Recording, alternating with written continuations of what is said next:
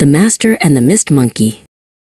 In the quiet village of Oakhaven, Kale was known for having a stormy head.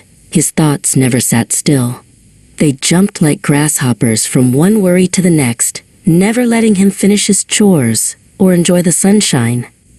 To Kale, his mind felt like a mischievous, translucent mist monkey that lived in his head, always pulling his attention away from what mattered most.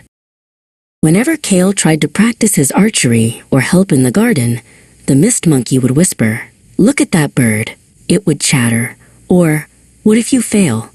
Kale would drop his bow or trip over a shovel, following every impulse the monkey gave him. He felt like a puppet on strings, moved by a master he couldn't see.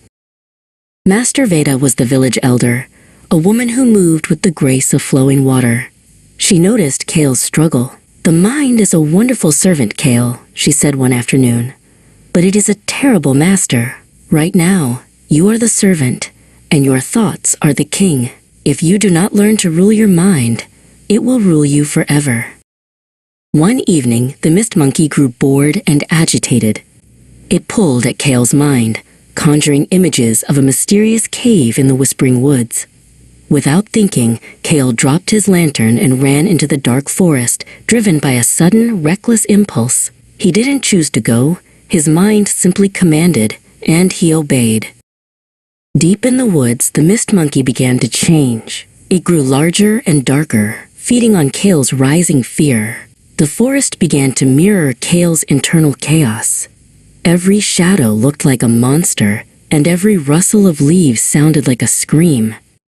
Kale was trapped in a web of his own making, paralyzed by the thoughts he couldn't control. Just as the shadows threatened to swallow him, a soft light appeared. Master Veda stepped through the trees, her presence bringing a sudden chill to the frantic air. She didn't fight the shadows. She simply stood still. "Stop running, Kale," she said softly. "The monkey only grows when you feed it with your reactions." "Sit," Veda commanded. Kale sat cross-legged on the damp earth. "Watch the mist monkey, but do not follow it. Let the thoughts come, and let them go like clouds. You are the sky, not the weather." Kale closed his eyes. At first, the monkey screamed and jumped, trying to get him to run, but Kale stayed as still as a stone. As Kale breathed, he noticed something strange. When he didn't react to the monkey's antics, it began to shrink.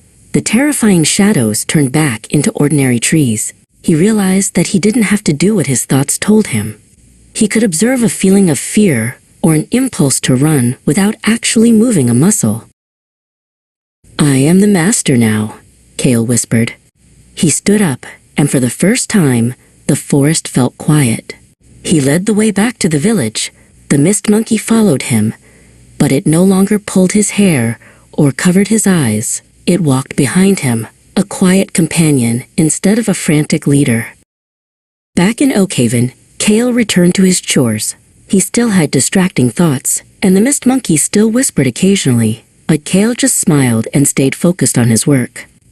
He had learned the greatest secret of all, that peace doesn't come from a quiet world, but from a mind that knows how to listen to its master.